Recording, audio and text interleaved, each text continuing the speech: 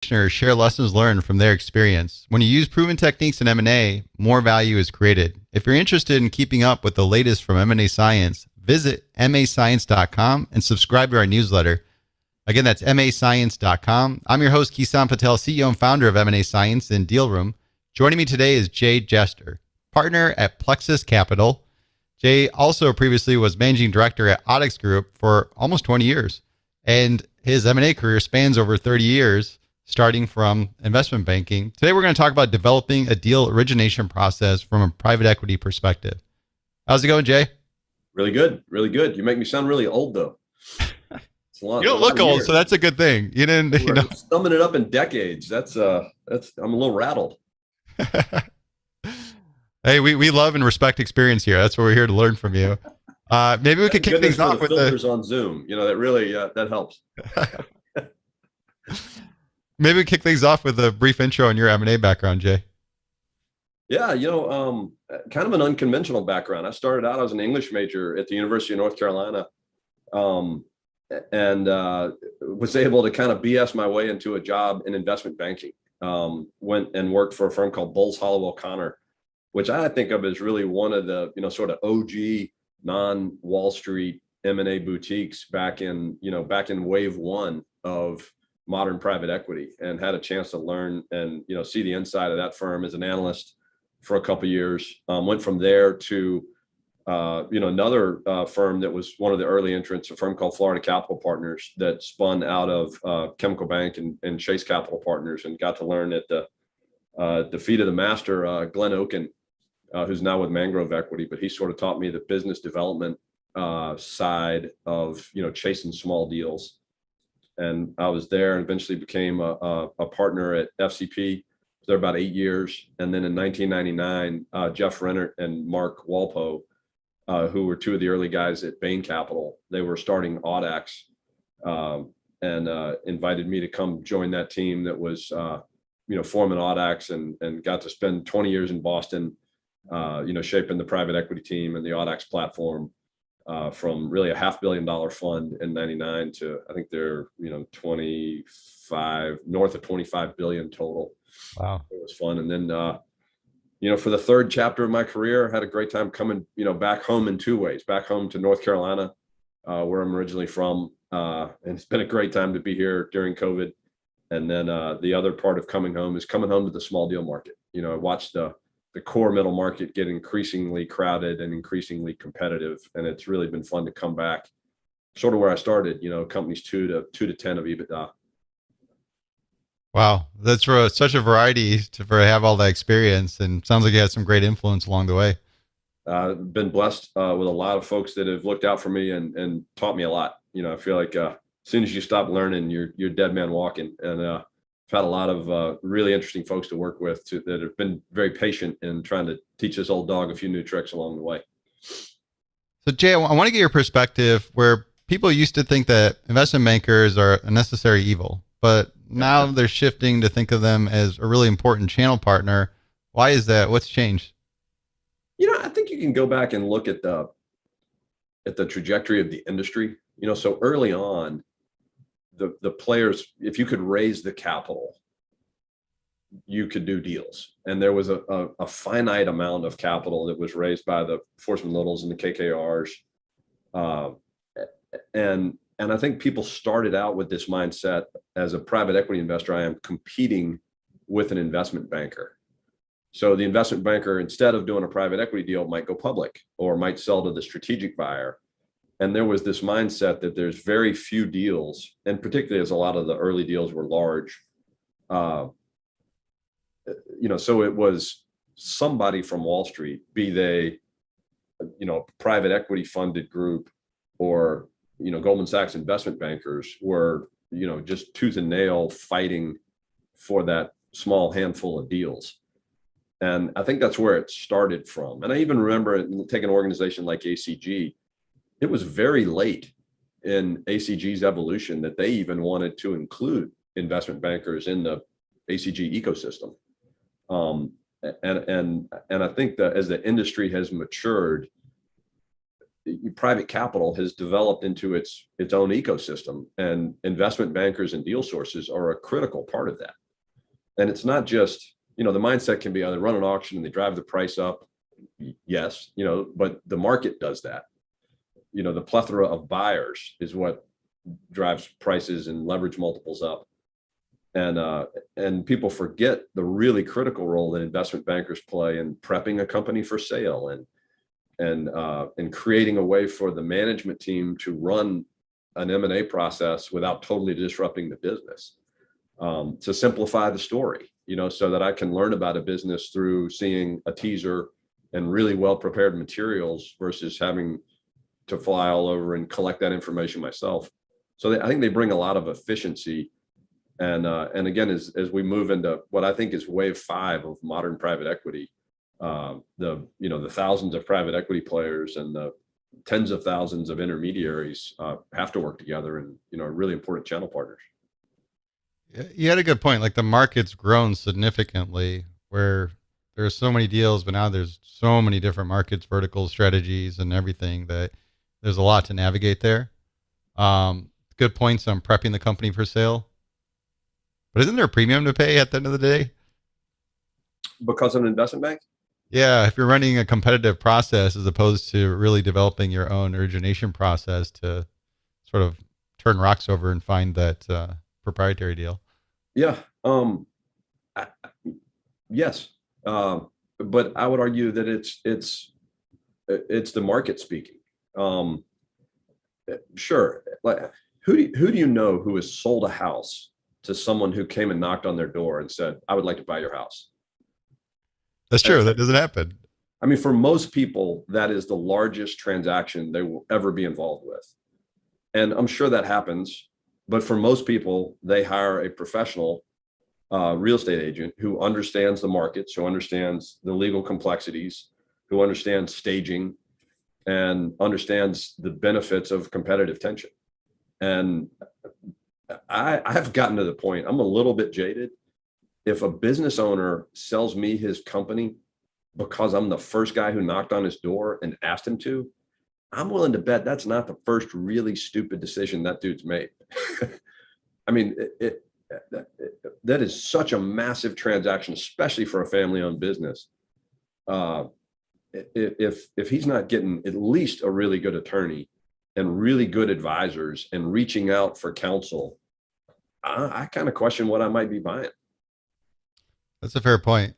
And obviously there's like little nuances to it depending on what the deal is. If it's something Sure. very, And I think that's what makes the small to medium arbitrage work, is in a market, in the market we're in today, there is a tsunami of private capital. There are trillions of dollars. And this is a longer conversation, but you look at the contraction of the public companies you could invest in as an investor. I think it's down 25% over the last decade. The incredibly deep and fluid private capital market is a really important part of the U.S. economy, and there are lots and lots of players there, and these, this competitive system of advisors is one of the things that really makes it work. what's the difference between deal origination from private equity to corporate development? Deal origination to corporate development. I think you could, well, I think a lot of people make a mistake of looking at their competitors. And I would say this was more sort of the middle innings of the private equity world. And you would hear people say like, "Oh yeah, we lost out to the SSB, which was the silly strategic buyer." With this mindset of like, oh, like the strategics always pay crazy multiples.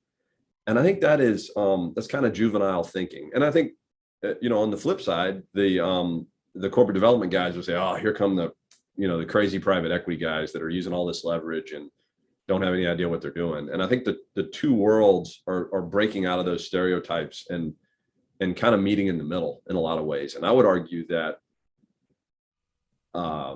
as private equity groups specialize around industry, and as corporate development groups figure out how to think about stock options and operator motivations, they begin to act a little bit more like private equity, and we're sort of merging.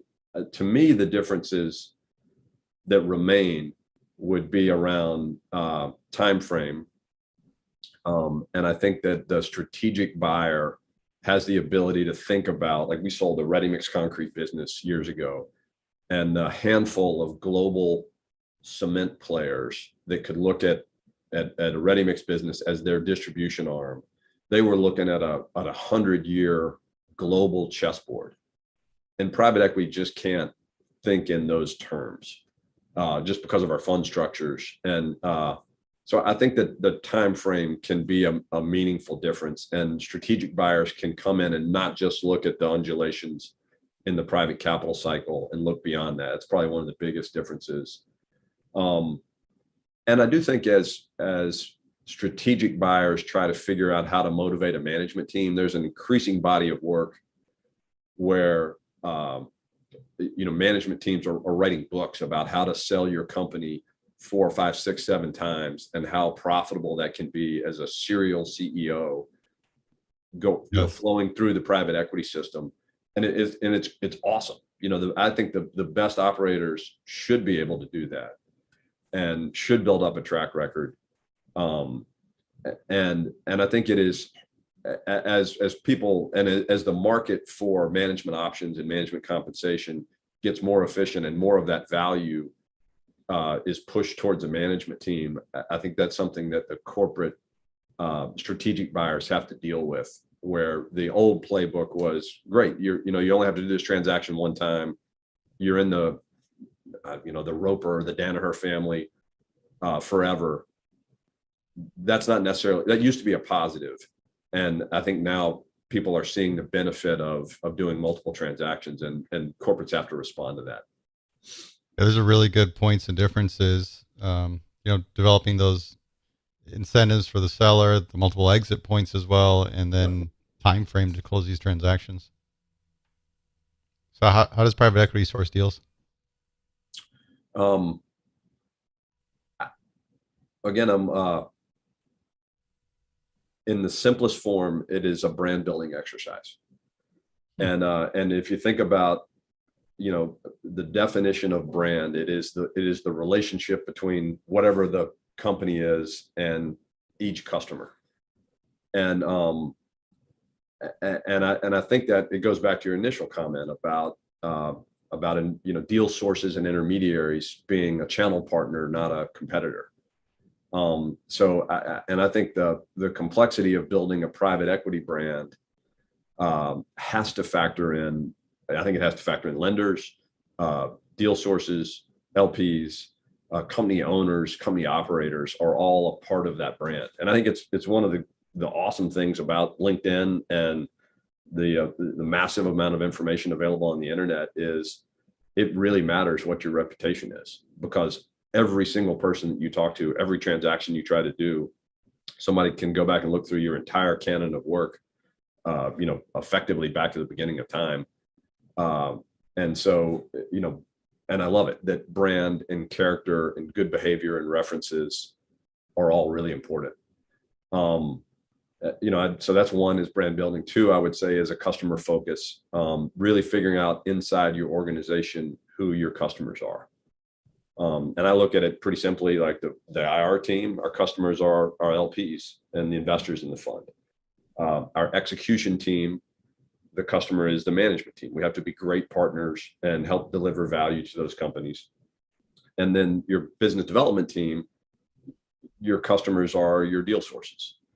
And I think as you watch the industry grow and mature and specialize, and you see those constituencies break out in terms of who are your channel partners and who do you have to work with, I think that's at its root. And then the last thing I would say, the overarching theme, and I've had people ask me this question over time, is how did you find 1,000 deals a year at Audax that were in your zone? And the sad truth is, the answer is one at a time. There is no magic fountain of thousands of proprietary or interesting deals. You have to set up a system to filter through. You got to look at the numbers. Bring 1,000 deals in, you'll visit 100. you'll issue, LOIs on 20 and you'll close 10. And you have to think about it in almost a commercial fishing, filtering mindset in order to make good decisions in a really crowded market. All right, let's take these apart. The first one, the brand building exercise. You're making me nervous. You seem really serious about drilling, and I kind of feel like I'm being cross-examined.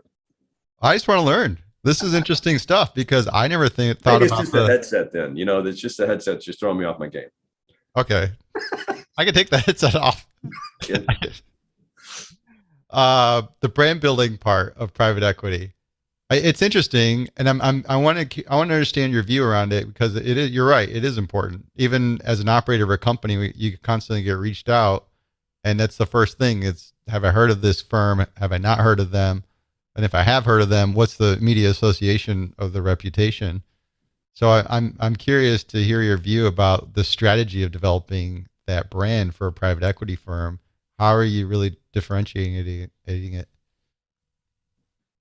I think it is really, I'm not going to name names because a lot of the people at these firms are friends of mine and they've built great businesses. But I think you can go back to the early days of private equity and I could say, wow, those guys are really smart. And they go in and they trade out the management team is the first thing they do. And they put in a rock star management team and they fix that business and they make great money. I could take the word sharp elbowed and just that phrase and throw it out in certain circles of private equity. And there's one firm name that you'll probably get about an 80% hit ratio on that. And that can be that's somebody who went out and built a very strong brand with the LP community around what they do and how they operate. And LPs loved it. They're like, wow, these guys they are not afraid, to go toe to toe and make the tough changes that have to be made. But the problem is they built such a great brand with the LPs that it spread over into the deal source network. That's I think it's a really important thing to think about is if we go back to those three different constituencies within your organization, ideally you want to figure out how you can build one brand and everybody singing off the same sheet music. And I think it is, the first thing I would say is sit down with those groups, the execution team, the originations team, and the capital or the LP originations team, and come up with the consensus message of what it is that you do. And I think that needs to be consistent. And it has to be simple because there are, I don't know, there are 2,000, there are 5,000 active private equity firms out there right now. How are you separating what you do from everybody else? The other piece of advice I would give is go out and actively try to listen to a bunch of other people in private equity who've been successful, tell their story, tell their elevator pitch. And I remember in I want to say it was probably 2006 or 7 at Audax, we were looking at doing a deal with another private equity firm. We'd seen the deal. It was a little bit big for us. And there's another group that we brought in for a second management meeting. So same team. And I got to come in with another group. And the management team had already heard my story, which I'll be honest, I was kind of arrogant. I've told this story 10,000 times. I'm great at it. I got all my jokes lined up. And I sat there and had to sort of sit back and watch another private equity group give their pitch. And my first reaction was, the dude stole my pitch. It's exactly, he said all the same things. I mean, he had half the jokes overlapped as he was talking to a management team. And as I kind of stepped back, and if you don't go out and actively listen to the ways that people tell the private equity story, you can start to believe your own BS and think, oh, I've got a really unique, I'm a great board member and I'm a really good listener, whatever it is. And everybody's telling that story. And I think too, and it is, there's only so many ways to tell the private equity story. We all use the phrase second bite of the apple, management friendly, the alignment of incentives, the same phrases come up over and over again, and trying to figure out how to come up with a different way to tell that I think it's one of the hardest things in private equity. It is a challenge. It's got to go beyond we buy businesses, fix them, and sell them. It is, it's not it's, as a friend of mine likes to say, it's not rocket surgery. It's just math. And the way that the deals are structured is not how you're going to differentiate yourself. And I think at the end of the day, it is, you got to go in, you got to lead with trust. And if you can build trust with whether it's deal source or the management team, you've got a really good chance of at least having your story heard. And I think also of winning. And that's what makes this game so fun, is that, it's not like there's a magic bullet out there, or somebody's going to come up with some new and innovative structure that can't be copied by everybody as soon as it's done, one time. You got to go find these deals, and you got to form and forge these partnerships one at a time. Which again, I think it's the greatest, most entertaining educational industry in the world. When you talked about the brand and building it out or projecting it out in a story, did like values become a part of it? Is that sort of something that you have conversations around and sort of weave into that, or it's sort of, I guess, what elements go into it? Well, 100%. I'd love to see if somebody like a researcher at Stanford should go out and collect 1,000 different private equity LBO models, 1,000 different IC decks. And I bet the standard deviation away from the mean on those would be tiny. You look at the heritage of private equity firms, as people have branched out and formed new firms, the way that we look at and do the math around deals is very standardized.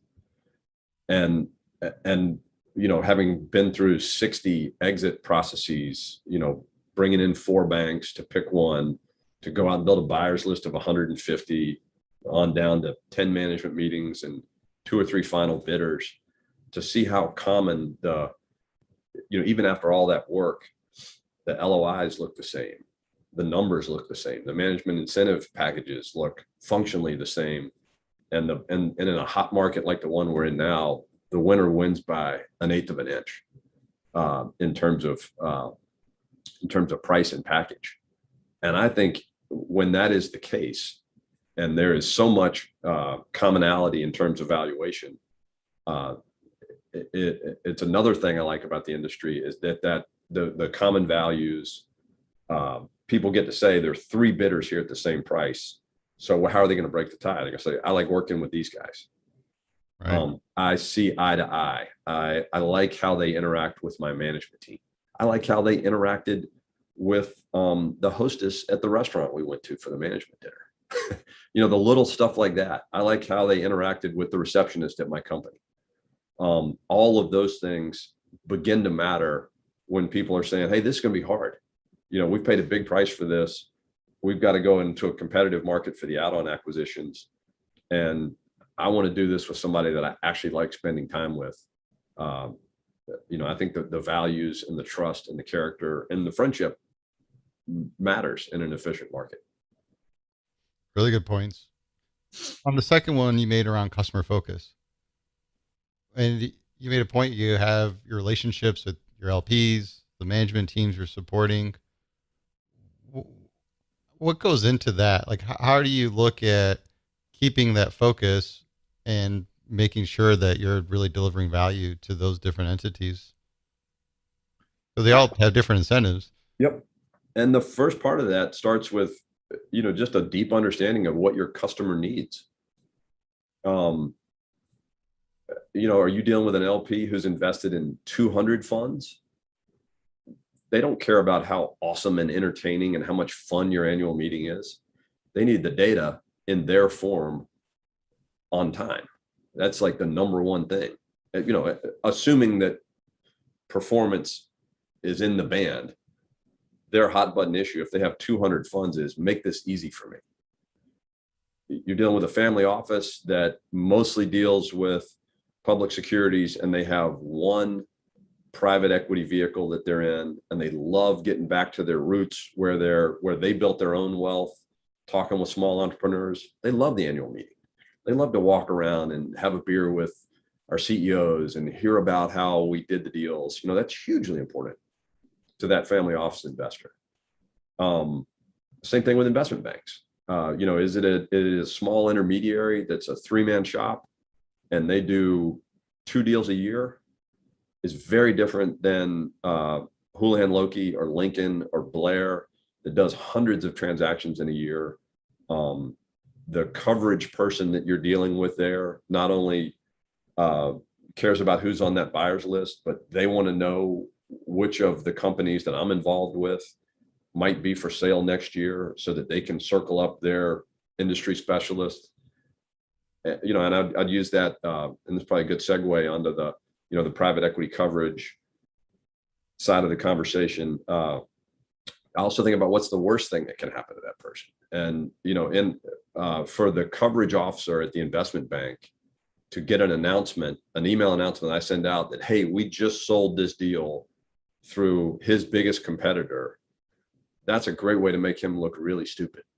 If he didn't even know that the deal was happening and his deal partner in that group gets that deal announcement, I've really done damage to that relationship. I've got to figure out how to give him a heads up at the right time of, what's happening. What are we doing with that company that he thought he was chasing? That's a way that you're managing, that part of the constituency on the deal sourcing side. That's a lot to manage, to really map out and sort of understand what people's incentives are. It sounds like you're having these conversations individually to get a sense of what that actually is. It is a 1-to-1 brand. Each of your LPs has a different, a nuanced and different agenda, and you can't feed your LPs or your deal sources or your management teams through the trough. It's a one-on-one relationship with each of those constituencies, and it starts with good listening and good systems. I feel like the systems you build are how you support and reinforce the habits of good coverage and good relationship building. I think and there's so many great tools out there, whether it's Asana or Tableau software or Salesforce, that help you set up those systems where everybody in your organization knows what everybody else is doing, so that you can have these one-on-one relationships. Got it. So that's really managing what these different priorities are with these relationships and using those type of technology so that information is accessible. So as you interact with various parties, be it the LPs and so forth, that you can pull that up and see what that conversation looked like or what those summaries were around that.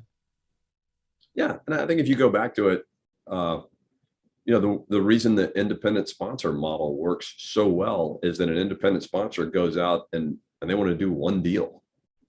And 1 or 2 investment professionals can do that. And as you try to build a scale organization in this really competitive world, 300-400 people at Audax, that's to take advantage of that scale while at the same time maintaining the one-to-one relationships and the quality and really knowing who your customers are in each of those constituencies. That's what allows. I mean, I think it's brilliant what Jeff and Mark have built there in terms of how that organization is coordinated across multiple offices and multiple asset classes. But that's a ton of hard work to pull all that together, and it starts with great habits, great values, and great systems. A really good point. When we talk about systems, the third point you mentioned was this sort of one at a time approach. And I think this is when we start getting into the actual mechanics to get to that one deal to complete and move on to the next one. Can we walk through that? How does that work? How do you start building out your systems to be able to get those activities in to reach those goals? Yeah. Well, I mean, I think it sort of starts with an analysis of, what's your pipeline going to look like? So go back. So let's say you're going to raise $100 million fund and you're going to do 10 deals. Like it's not that hard to put together a very simple Excel spreadsheet and say, all right, 10 deals, 10 million bucks each. What does that look like in the current market? And then, okay, let's go back through our history. Like how many management meetings did we take? Out of those management meetings, how many LOIs, how many signed LOIs, how many did we go deep diligence? And you can build that pipeline. And I think that the heuristics and pattern recognition of, what the pipeline looks like so that, okay, here's what we have to put in the top of the funnel. And that tells you how many business development people you need to have. You can go back and look and say, do we believe in Dunbar's number that each business development person can have 100 to 150 really high quality relationships? Or are we going to go with more of a social media approach, and try to build a mass market brand in terms of how you think about sourcing? I think that, your best tool there is just cracking open Excel and going to your advisory board members and your senior partners and really digging into, the numbers and the pipeline and the flow. That's step number one. And then out of that will drive, do you even need a CRM system?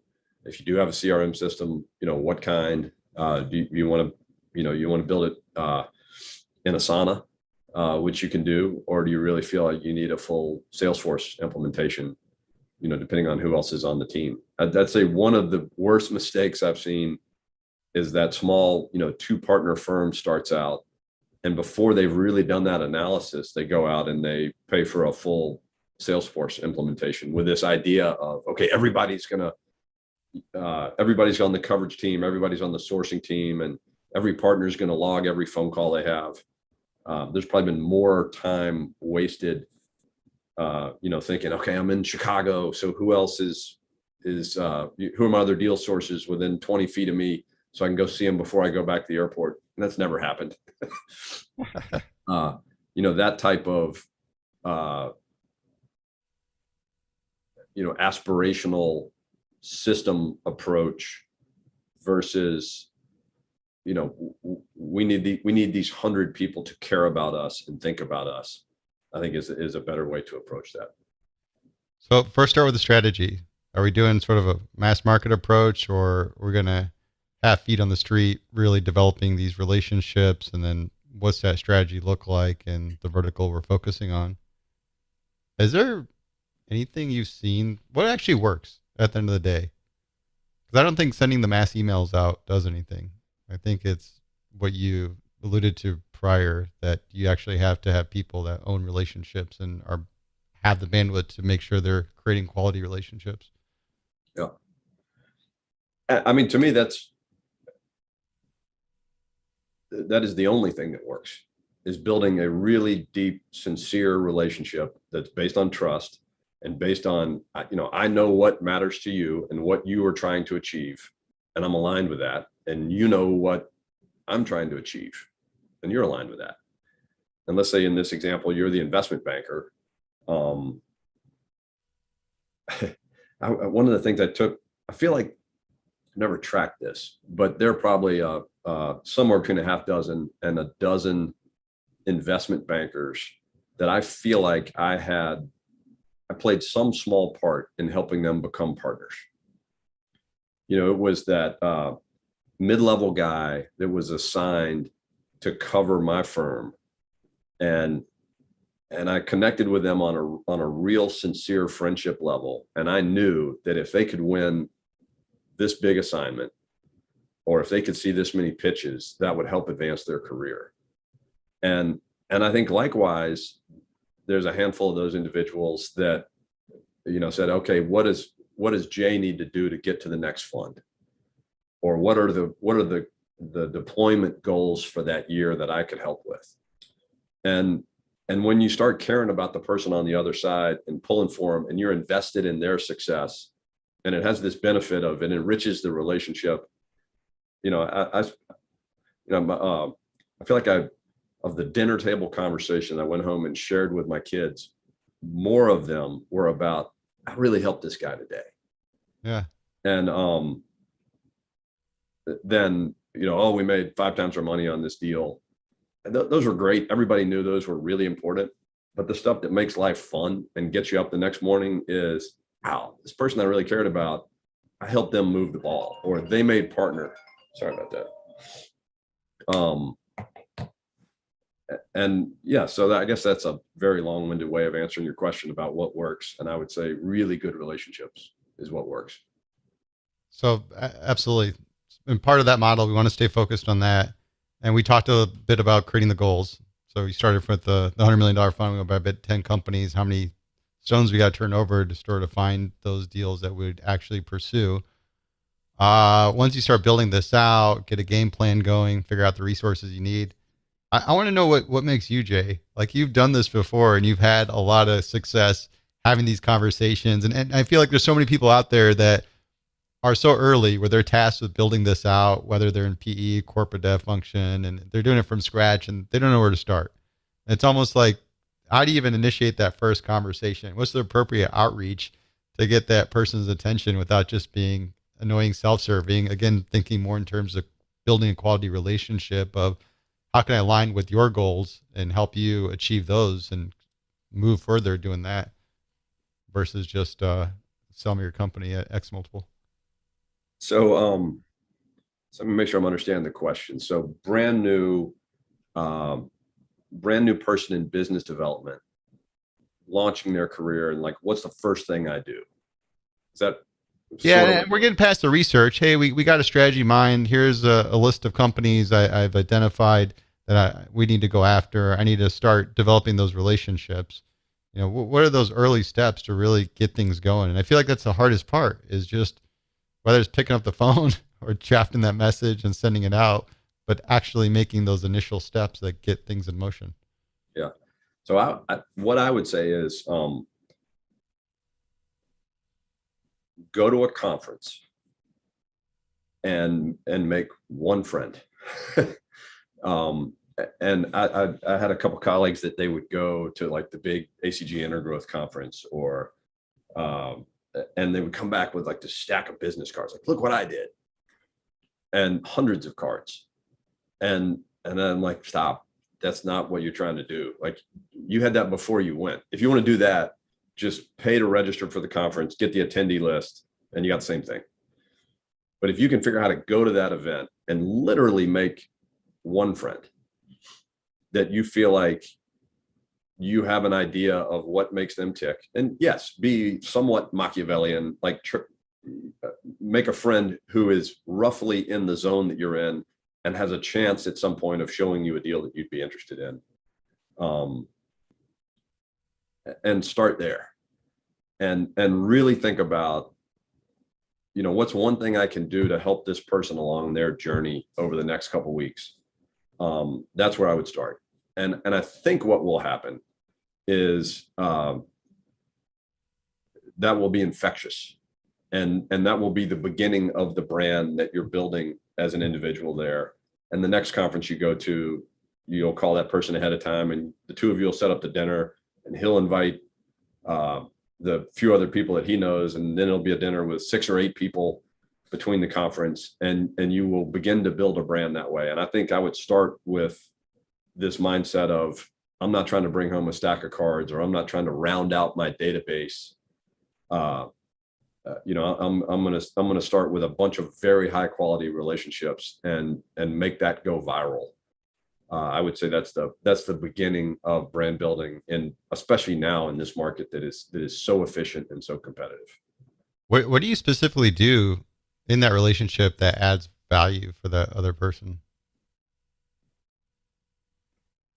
I mean, you can share data, you can share your own network.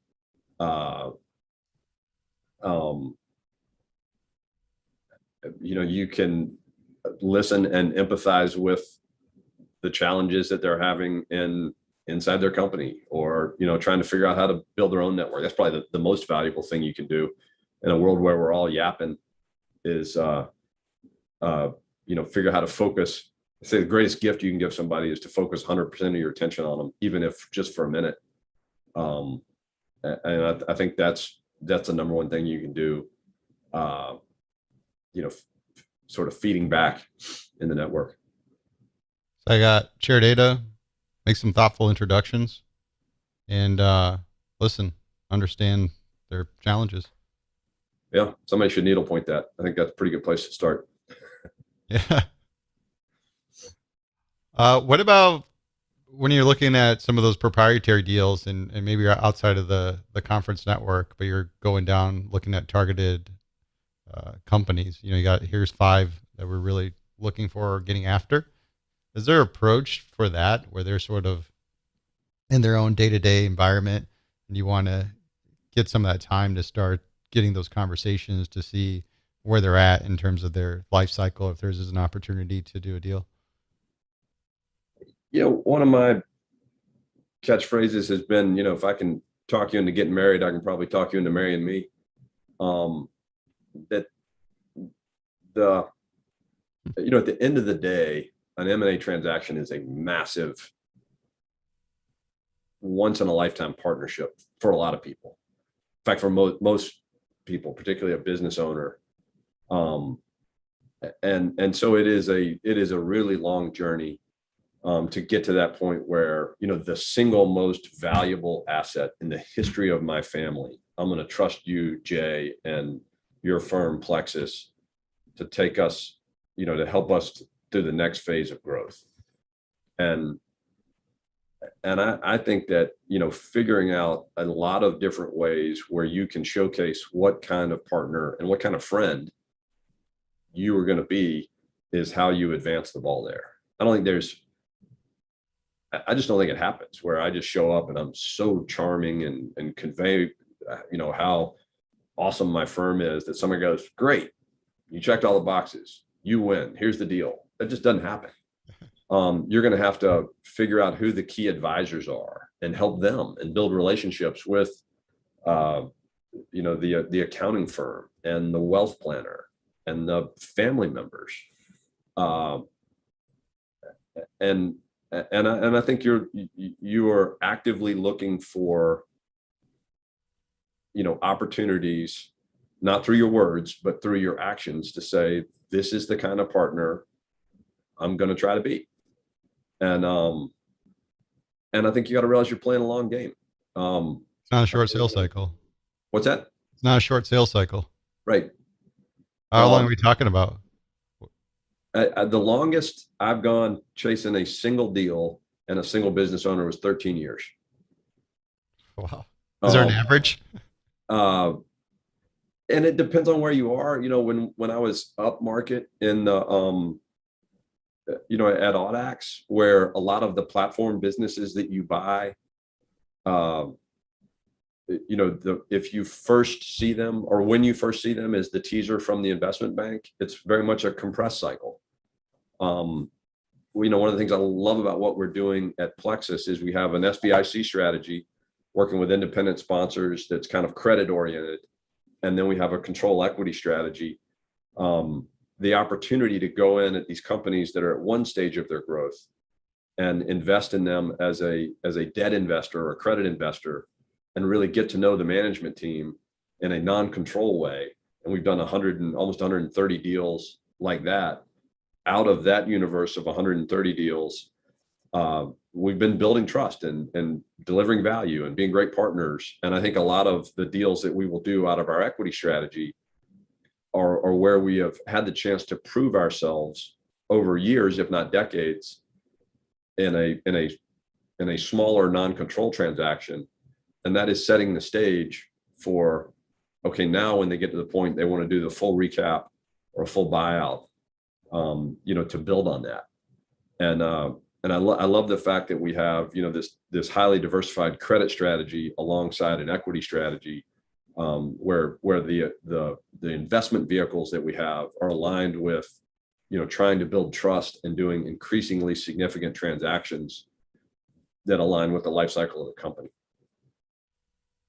Yeah, it's a lot of long-term considerations there. What about red flags? When you're going through this process, what are some of the things that you trigger you or look at as red flags? In what sense? And You might be like, pursuing deals, like some of those things where you're really looking at those relationships because you got a lot of time invested into it. But when you get things that may signal that, hey, you should stop, that this isn't something worth pursuing. I mean, I think when you see a huge misalignment in character and values, it's a good time to go pencils down. In a competitive market, I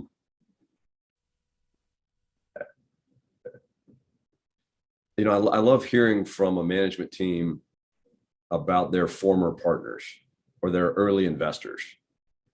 And there have been some cases where they have gleefully described basically how they shafted, an early investor. And there's always a rationalization that, they weren't adding a lot of value or they weren't holding up their end of the bargain. But that's a meaningful data point for me. And I definitely believe people can change. I believe, people go through their own, everybody's on their own journey and learning stuff. And, but somebody who can talk about that difficult time in their history as, wow, this was a mistake and I wish I'd done it differently and it didn't have a great outcome, but I learned a lot, is very different from, yeah, I own it all now because I screwed the two other guys that were my college roommates that came into business. Like that's a red flag.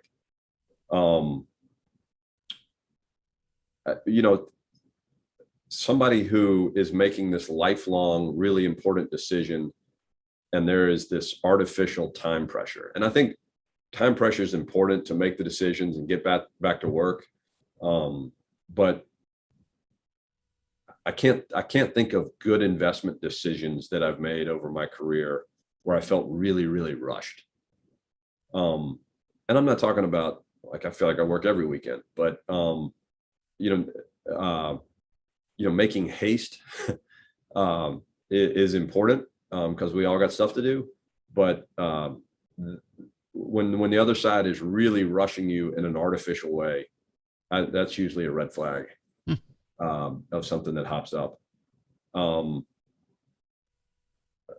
Business owners that they are crushing it in a short-term market. There's some companies that did incredibly well during COVID, and that could be a total shift in the business model that has opened new doors as their competitors have struggled. But it could be something that's just like a one-time, market anomaly. That probably raises a red flag as well. These are great examples. I like that focus on character and values. That really makes a lot of sense.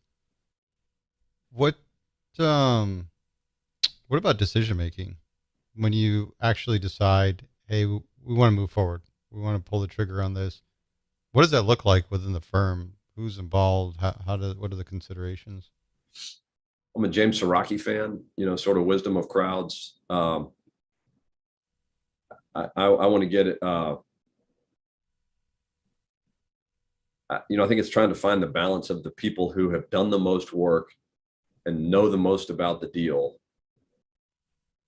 making sure their voices are heard, and then also figuring out a measured way to bring in the pattern recognition and the heuristics from the senior partners. And it's interesting in that those are typically misaligned, that the people with the most experience also have the largest span of control and are probably less in the weeds on the specific transaction.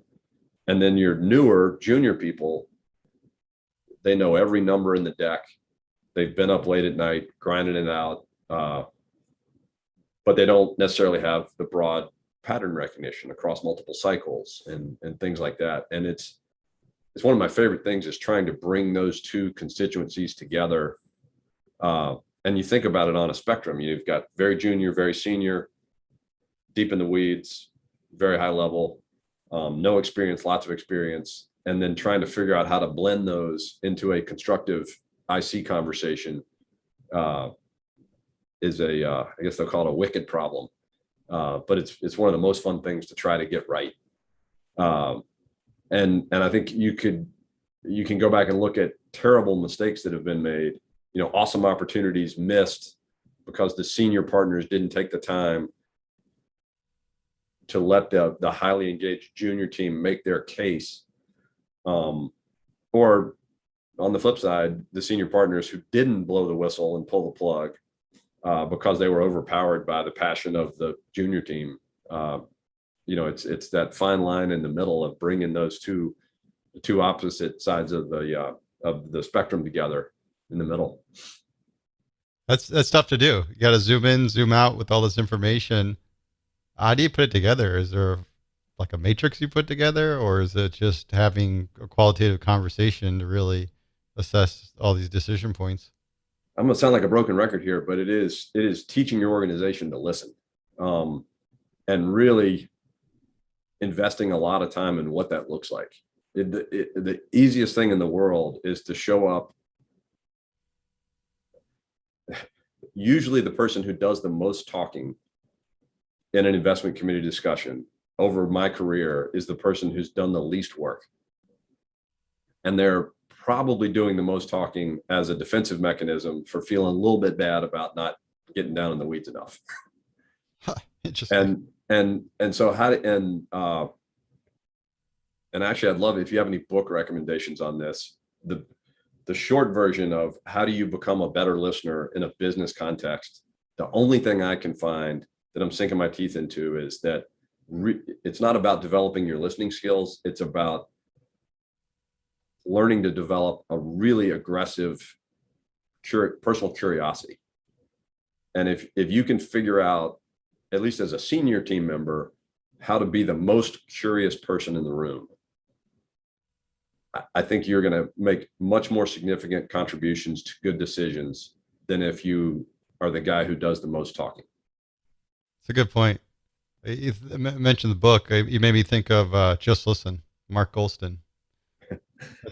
I can't believe I didn't find that one yet on my on my journey for listening. That seems so simple. I'm a little bit embarrassed. Just Listen. Just Listen, Mark Goldston. That's a good one. I actually interviewed him for a podcast. We really walked in some cases related to M&A around empathy in the post-close transition period. Goldston, Gold. I think Goulston. Goldston. Perfect. Just Listen was a good. I'm reading Never Split the Difference with my daughter right now. There's some interesting points around that. I want to talk to you a little bit about the selection process for bankers when you do decide to sell a company, because I think that's a fun and interesting one. And I'm curious how you do it, because everybody knows the fabled bake-offs, and we talked about how do you sort of differentiate your brand and those things, which applies well for the advisors. How do you do it? I think it starts with a good playbook, and it starts way in advance. I think a lot of business owners, and I've heard the phrase 1,000 times, they're putting together the list. Their business has grown from 5 of EBITDA to 30. And we'll say, okay, like who are the bankers, where would you start? And they're like, well, this guy's been calling me for 3 years. So we have to put him on the list. What? Just because they've got a good CRM system and they bug you every 90 days does not make them qualified to sell your business. And it's just interesting to me to see how many times that guy actually gets a pitch. Versus a methodical, who's done a bunch of transactions in the space. I think it's really important to align size. You can get the bulge bracket bank, and yes, a couple of senior partners will show up for the pitch, and then you will never see them again. I don't want to be the smallest deal that bank does in a year, and I also don't want to be the biggest deal that bank does in a year. But I kind of believe, at least as a private equity person, especially in a crowded market, you should be able to, and you can do all the pre-pitches you want in terms of phone calls and understand their credentials. Let's call that somewhere between, 5 and 7. But in terms of actual, 90-minute to 2-hour pitches, it should be 3 or 4. And I think you should have a scorecard that you share with, the management team, the board members, whoever is going to be on that call with you, and force people after the pitch to write down, and to me, it's, do they really understand the business? I spend a lot of time trying to figure out who your point person is going to be. The partner will always do a ton of talking, but that sort of VP, principal, young MD that's going to be your point man, that's really important that you align with that person. I always love to ask, what else is going on that's going to distract you from this? I love to see a team where the first chair and the second chair are working on everything together. There's a lot of matrix models out there, and one MD can have 4 different VPs that he's supporting. I like to see, what I call a Batman and Robin combo, where there's, Batman and Robin are your superheroes, and they work together and they go everywhere together, and they can finish each other's sentences. And then, another critical piece is when they send in the fee proposal. And the first break point in that investment bank's fee, if there's probably one single data point that tells me how convicted they are about the business, that first break point's a really important one. So we got the size, making sure that it's not the biggest or smallest deal. There's almost both like culture fit and capabilities that you sort of see how they're working as a team. And then the fee. You negotiate those fees? Absolutely. But, cool. But I guess the caveat there is, it is really important for me to see their first volley. If one group comes in and their first break point in the fee is at $600 million, and somebody else comes in and their first break point is at $750 million, that tells me something. You can probably push them both, or you can push the high guy down, up. But what they think their first bid is a powerful, a single and very powerful data point in that evaluation. Yeah, these are really great tips. I know we're hitting our hour. You got a few minutes to wrap up a couple quick questions? No, I'm good. Awesome. What's advice you would give to kind of going back to the origination process for that firm person that's really developing it again, just looking back to your experience? What do you think were some of the key tips or golden nuggets that we're going back to the new guy and, looking for deals as part of a private equity fund? Yeah. One of the things that drives me nuts is somebody who wants to be in sourcing as a backdoor into execution. If you want to be in deal execution, go be in deal execution. I think the market is mature enough. I love seeing the people that say, I love the chase. I love building the relationship and finding the deals, and that's what feeds them. And I kind of believe it's 2 different kinds of people. That almost by definition, a really good execution partner is really good at zeroing in on 4 or 5 relationships and the ability to hyper focus on adding value at those deals. And that would make them a crappy sourcer, right?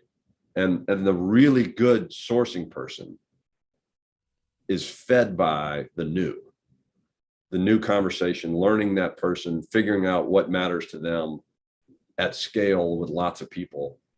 And I think there's, and I see it all the time, the person who's the only reason I'm in sourcing is because I hope to one day be in execution, and vice versa.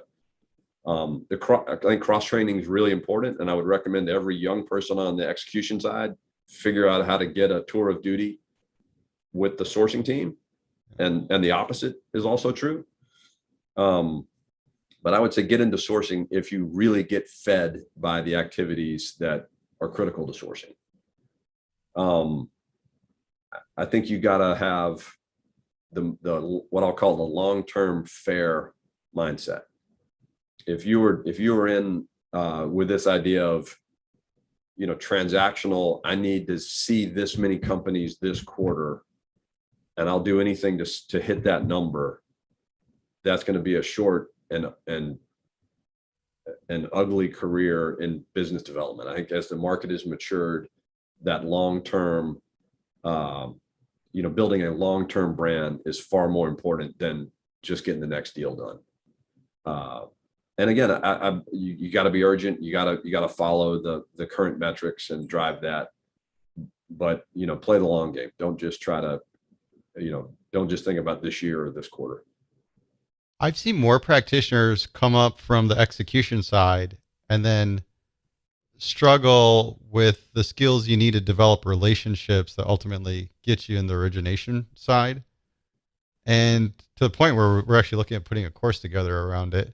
I'm curious if you have thoughts for that person that you spend years doing the execution side. You sort of are in the data room and the spreadsheets and doing all those things. But now you're getting pushed up to be more front, running the presentations, explaining things to the group. It's a different skill set to develop. And it seems like that seems to be the gap in the industry. It really is. And it's almost comical. Like if you go back, and there are a bunch of great firms that are finally doing a better job of this. But for the most part, you look at who you recruit for the analyst or early associate role at either investment banks or private equity firms, and what they are trained to do is the math, and the execution work of getting a single transaction done. And they go through their career of analyst, associate, senior associate, on up the food chain. And then somebody a decade later goes, okay, if you want to be a partner, you got to go find some deals. And it is like, at what point in time did somebody say, it's like, it just switches, you go from being able to execute a bunch of deals. Somebody goes, okay, go find a deal. You can be a partner when you show that you can grow the pie and you can, or the other senior activity. And when you look at, for the most part, across private equity, the most senior people at the firms, they're in sourcing capital or sourcing deals. Right. And who trained them for that? and again, in Gen 1, Gen 2, everybody did everything. Everybody was chief cook and bottle washer. It was a much less efficient market. The well-rounded utility player could do a lot of different things. And as this market has gotten so damn competitive, and everybody specializing, it continues to crack me up that 10 years into your career, somebody says, okay, switch, become, relationship oriented sourcing guru, and then I'll make you partner. Like, makes no sense. And it stuns me how much that still happens, and how little is invested in, creating a bench on the sourcing side and hiring that the person who's awesome on the sourcing team right out of college or right after their first job is totally different in a lot of cases from the person who's awesome at execution. Those are really fair points. What could be done to help solve this gap? I mean, it sounds like we need to put people through sales training. And I'm thinking like some dude with an awesome setup and cool retro art in the background, and dynamic mic there, ought to run a class. That feels like that would be really helpful to people. Well, anybody? Set the stage. You'll be the next speaker for it. I got to ask you, Jay, what's the craziest thing you've seen in M&A? I am not going to be one of these people that is just going to criticize politicians because they're politicians. But the idea that with all of the challenges ahead of our country, we should attack private capital as the bad guys is the dumbest damn thing I've ever seen. And whatever, you can talk about the excesses with the, the huge funds on one end. But private capital is the fuel that makes our economy work. Job creation, like if there's no private capital in a community, and a guy builds a great business and he dies, the business dies. And the private capital is the fuel that allows that business to go from being owned by that one family to now this management team who's worked really hard gets their shot that they deserve. And the idea that let's demonize and vilify private capital to fix anything, and I will try to use fewer obscenities, but it is the dumbest thing that I've ever seen. We are all aligned. Jobs are good. Make more of them. Grow our industrial base, all of those things are fueled with private capital.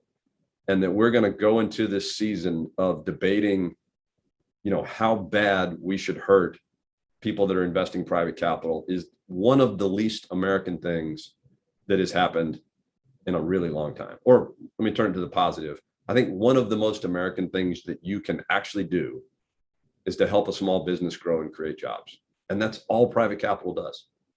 Yeah, I agree. It's one of the greatest tools in capitalism, but then to demonize it is very contradictory of that.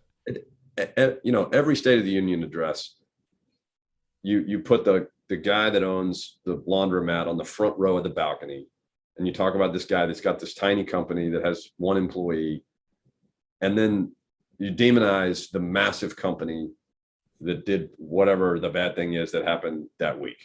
I mean, that's the pattern. And no one talks about the 97% of companies that are in the middle that create all the jobs.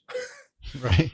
And yeah, it's great. I'm glad that guy, started a small business, but someone who's built a 20, 40, $50 million business and created 100 jobs and figured out how to survive for a couple of decades. That's what drives our economy. And that's what makes this country so great. And we've just decided that the national conversation is, that's the thing that we have to hurt to help everything else. And it's exactly the opposite. You should get in politics and change it. No, I don't want to be in politics. Jay, thank you so much for your time today. I really enjoyed this conversation and learned a lot. Back at you. Thanks for the book recommendation. And I like the work you're doing here. I think this is, like I said, it's a great industry and it's a really important industry. And sharing this knowledge around and, helping people along this journey is a worthy cause. So thanks for investing in that. Hey, thanks, Jay.